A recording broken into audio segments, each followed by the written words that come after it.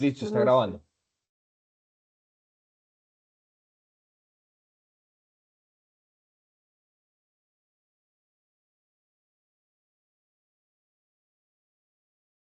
Ok, voy a empezar entonces. Igual esta parte la podemos recortar, ¿ok? Ok. Listo, empezando a las 7:10. Okay, good morning. Today we will present the key components of this research project titled The Impact of Duolingo on Oral Fluency, Confidence, and Motivation in EFL Higher Education Learners. Okay, next page, please. Okay, the research context. To begin, this study is framed with the current priorities of the Colombian education system, which aims to strengthen bilingualism, as stated by the MEN in 2022. Despite these national efforts, many EFL learners continue to struggle with essential oral communication skills, particularly oral fluency, spontaneous speaking, pronunciation, and self-confidence. At the same time, virtual higher education has increasingly incorporated ICT and mobile learning tools, creating new possibilities for autonomous and flexible language learning. Among these tools, and Duolingo stands out for its accessibility, gamified design, and constant feedback mechanisms. However, a key issue remains: do students' experiences with Duolingo actually contribute to real oral communication development? This gap is understanding is precisely what motivates this research. Okay, next page, please. The statement of the problem, where students often report hesitation, limited fluency, and low confidence when speaking English in many contexts. Instruction is still grammar centered, leaving little room for meaningful speaking practice. Although Duolingo offers structured input, repetition, and corrective feedback, there is very little qualitative evidence, especially in Colombia, about how higher education learners experience the app when trying to develop real oral skills. This study therefore investigates students' perception rather than test scores in uncover how they actually live the process of learning through this digital tool. Next one, please. The research question and objectives. The central guiding question of this project is: how do online students experience the use of Duolingo in developing their oral fluency, confidence, and motivation in English learning? And to respond to this, the study focuses on three specific objectives: analyze students' perception of Duolingo for oral communication, identify motivational and affective factors involved in gamified learning, interpret how learners construct meaning from their experiences using Duolingo. And these objectives allow the student and the study to approach language learning from the cognitive, affective, and experimental perspectives. Okay, next one, please. So this is the literature review and the theoretical framework. And this study uh, is grounded in five main theoretical pillars. 1982, and his concept of the comprehensive input I plus one, which helps explain how Duolingo provides gradual exposure to language that is understandable yet challenging.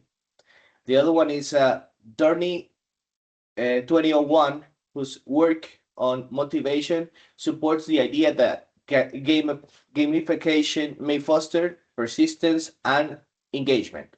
Ellis 2003, 2003, and task-based language teaching, especially the importance of pre-task preparation, which relates to how Duolingo structures learning sequences. Vygotsky, 1978, which sociocultural theory and the zone of proximal development, showing how mediated learning tools can scaffold learning progress, and Warshaw 2013, who highlights the role of technological enhanced language learning, supporting the integration of apps within modern pedagogical practices. Together, these theories explain why Duolingo may influence oral frequency, confidence, and motivation, but also why these effects must be explored through the voices of learners. Thank you very much, and I'll leave you with Maisa. Cordial greetings, colleagues and tutor. And I will talk about the theoretical and methodological and ethical foundations. And the theoretical framework in the concept basis is the rigor of all research is based on theoretical frameworks and the connect and the language learnings, educational technology and begin articulates and through to means the authors and strict conceptual basis. An essential theoretical reference and Dorney 2001's Motivations in Persistence and the work of Sultan Dorjens is essential as to our studies in the lens analysis and the motivation and persistence adults and students. In the context of Duolingo, we analyze how gamifications and strategies, points, and language. This factor is direct or indirect and rise, and that affects to students and the second language motivational self desistance and determinations and continued of their oral practice and the forms classrooms is fundamental and to understand and um, the questions as to thousands and the 13 technology and the language learnings and the perspective is complete as to move and analyze Duolingo has a simple tools always and to situate and technology and language learning environments. The conceptual basis of studies or objects of analysis and defense through interconnections or through operative concepts and oral communications with the focus of the critical and subcomponents of oral ability specifically and we look for evidence or improves and to influence measured by space and to continue space and the pronunciation focus is the confidence and to reduction communicative during the ads are English speakers. The gamification in EFL learnings understands with gamification the strategies of use games and design elements is no play contest and the students evaluates whether these elements has effective and didactic and acquisition of language learnings digital autonomy and technology integrations is the concept refers as to the ability and to the control over it and the learning process by effectively uses the analysis and Duolingo role in the fostering autonomy. The research methodology is the methodology is designed and was selected and reached and the profound data and explains the human experience and traces and the quantifications.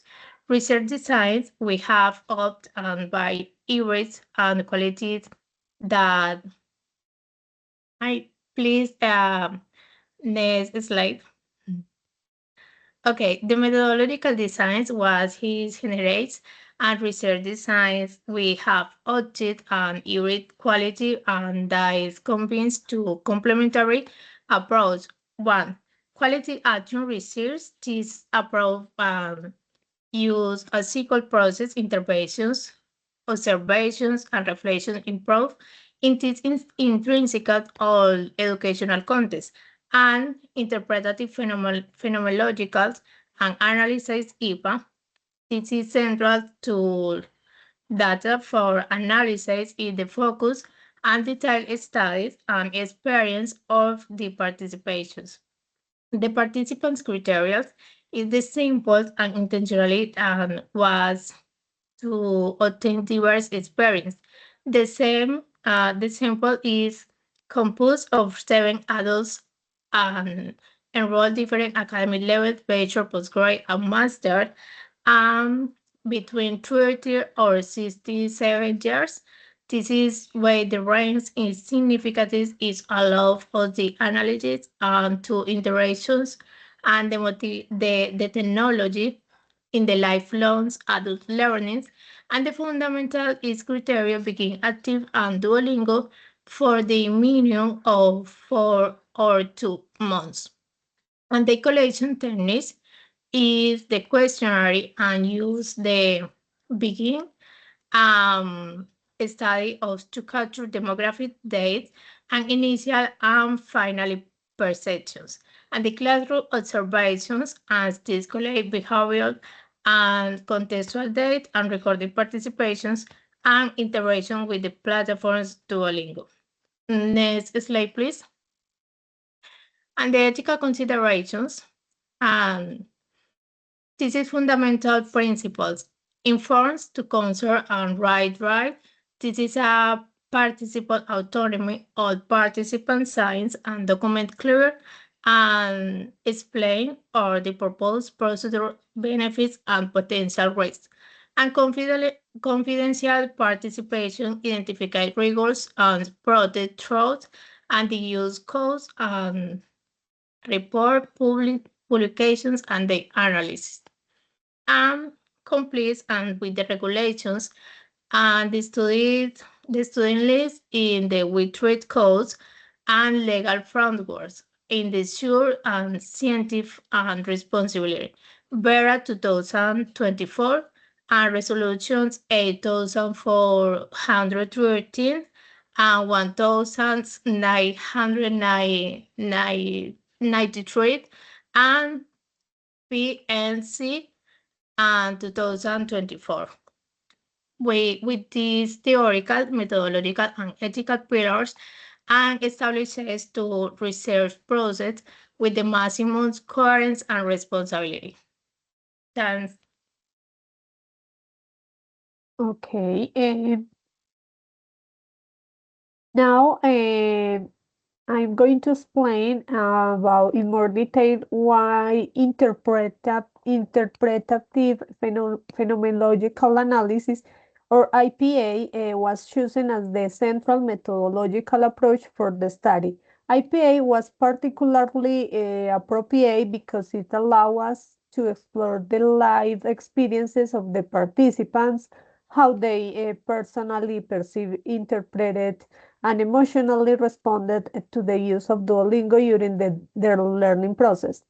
Unlikely methods that focus on frequency or generalization, IPA seeks to understand the meaning-making process behind learners' experiences. This aligns closely with the phenomenological and interpretative paradigm described by Smith, Flowers, and Larkin, who emphasize that knowledge is co-constructed between the participant and the researchers. Therefore, the purpose was not simply to collect opinions, but to uncover the underlying structure of their experiences with the platform. The analytical process followed several stages. First, there was full immersion in the transcript data, allowing the research to gain a holistic understanding of each narrative. Then, descriptive and linguistic coding was applied to identify key expression, emotional signals, and emerging insights.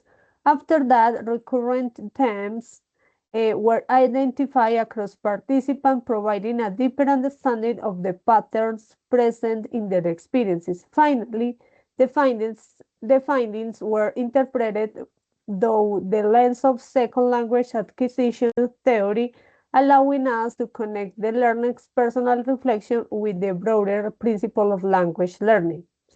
Eh, Now I'm going to explain about the impact of fluency and clarity of oral expression. I present the main findings regarding oral fluency and clarity expression. A significant number of participants reported noticeable improvements in the continuity of their speech. They mentioned that Duolingo's short, repetitive speaking tasks helped them speak fewer pauses and more confidence. This repetitive structure seemed to reduce hesitation and contributed to a smoother and more natural flow when speaking the language. Pronunciation gains also stood out very clearly. Almost every participant commented that the pronunciation focus exercises helped them articulate words more accurately. The combination of listening to a native liking models, repeating the sounds, and receiving immediate corrective feedback made them more aware of the pronunciation patterns. It is important to emphasize that while Duolingo can't replace the detailed feedback provided by a teacher, it is considered modeling offer valuable support. The platform provides a safe, controlled environment for practicing pronunciation, which many students found useful, building clarity and accuracy in their pronunciation. This finding showed that the tool functioned as an effective complement to virtual instruction. Uh, Now, motivation, confidence, and practical application. More than a half of participants expressed that Duolingo served as the strong motivational factor. The gamify elements such as streaks, badges, and visual progress tracking encouraged them to practice more frequently and helped sustain long-term engagement with the platform. Confidence during oral tasks also improved significantly. Students explained that they felt more secure when performing speaking activities on the app, mainly because it offered a private, low-pressure environment. This allowed them to take risks, make mistakes, and experiment with the language with feeling judged, which is essential in developing communication confidence.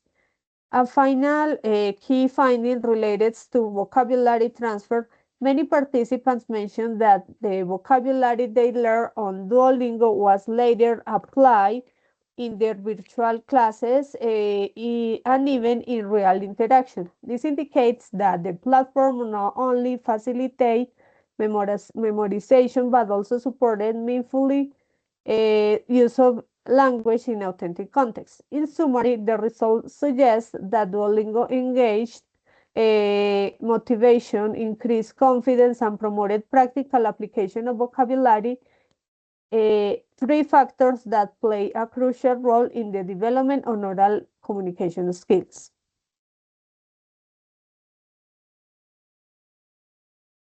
Good morning. We will explain the main difficulty that students had when using Duolingo. The biggest problem was the lack of the real-time feedback report by 42.8% of the students. This means that Duolingo corrects some things, but it doesn't not give quick and detailed feedback like a teacher would during a real conversation. There were also technical problems, typical with the microphone and voice recognition. Sometimes app did not understand the student, which made the practice harder and caused frustration. Another important difficulty was the limited real conversation practice. Duolingo helps students repeat words and sentences, but it does not give the chance to have natural, spontaneous conversation. So, even though Duolingo is useful, students are with that it cannot replace real human interaction or the guidance of a teacher. Next, please.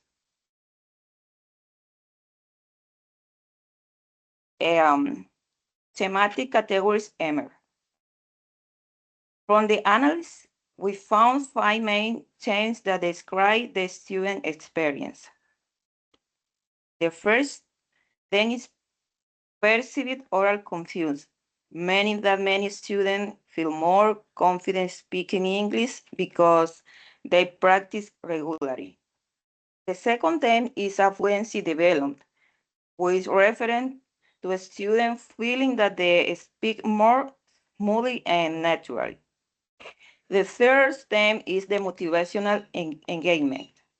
The gamified activities keep students motivated and encourage to practice more often. The fourth theme is digital autonomy.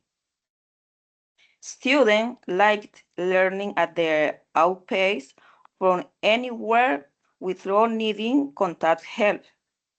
And the last theme is interactional limitation. We saw that the apps has limits when it is comes the real communication. These themes help us understand how students feel experience learning with Duolingo. Okay, discussion findings dealing with the theory.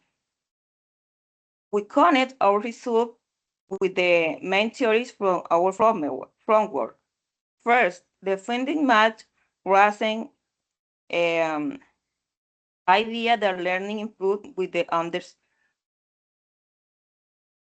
understandable input. Duolingo gives this kind of input. Second, following Ellis, Duolingo works a pre-task activity, helping students practice before speaking in real situations. From Vygotsky, view the app as a tool that prepares students before they interact with the other people. According to Dorney, gamification increased motivation and confidence, and we saw this clearly in our students. Finally, while Charles sees the technology helps students engage more, it is used well, and our results support this idea. Overall, Duolingo improves fluency, confidence, and motivation, but it is still needs to be combined with the real human interaction for complete speaking development. Thank you.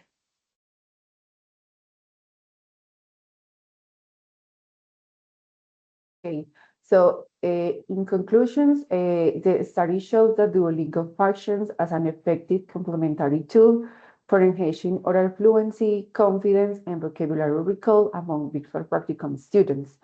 The participants reported greater ease in speaking, improved pronunciation, and increased motivation to practice regularly. The gamified structure encourages sustained engagement, which is especially valuable in online environment. However, the findings also indicate that Duolingo cannot replace the richness of real human interaction. So students still require guided feedback, spontaneous communication, and collaborative speaking tasks to develop a full communicative competence. Overall, the study concludes that Duolingo is pedagogically beneficial when integrated strategically between broader institutional practices rather than used as an standalone method. Next slide, please. Okay, so these findings offer several implications for English language teaching. So first, Duolingo can be used as a preparatory tool before communicative tasks, allowing students to develop initial vocabulary, pronunciation, and confidence. This lowers anxiety and supports more active participation in class. Second, teachers can use insights from the app's progress data to design targeted speaking activities and skillful oral interaction. Third, the motivational benefits of gamification highlight the value of integrating reward-based digital resources into virtual or blended learning.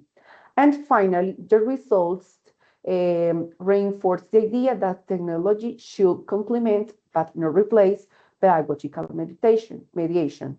Effective ELT practice requires balancing autonomous digital practice with opportunities for guided interaction, corrective feedback, Next slide, please. The limitations. So this study presents three main limitations. First, the sample size was small and homogeneous, consisting only of virtual practicum students, which restricts the generalizability of the results. Second, most evidence was based on self-reported perceptions rather than objective performance measures. Therefore, the extent of actual fluency gains cannot be fully confirmed. Third, the intervention period was relatively short, limiting the ability to examine long-term development or sustained changes in oral communication skills. Additionally, the study relied on Duolingo's speech recognition system, which might not accurately reflect nuanced pronunciation improvements. So these limitations suggest the need for future research with larger samples, longer timeframes, and mixed data sources. Next slide, please. Okay, and the last part for future research should build on this study by incorporating more diverse populations, such adolescents, beginners, or even learners from rural areas. A longitudinal design of 6 to 12 months will allow researchers to examine long-term progress in oral fluency and sustained motivation. Mixed methods approaches combining perception data with objective assessments of speaking performance will strengthen analytical rigor. Comparative studies between Duolingo and other AI-based conversation tools, such as chatbots or speech trainers, could also reveal differences in communicative development. Finally, future research should explore how Duolingo can be integrated with collaborative tasks, such as peer dialogues or project-based speaking, to maximize its impact on authentic communicative competence. Next slide, please. Okay, so here are the references that we use in this work. So this was all for our oral defense. Thank you so much.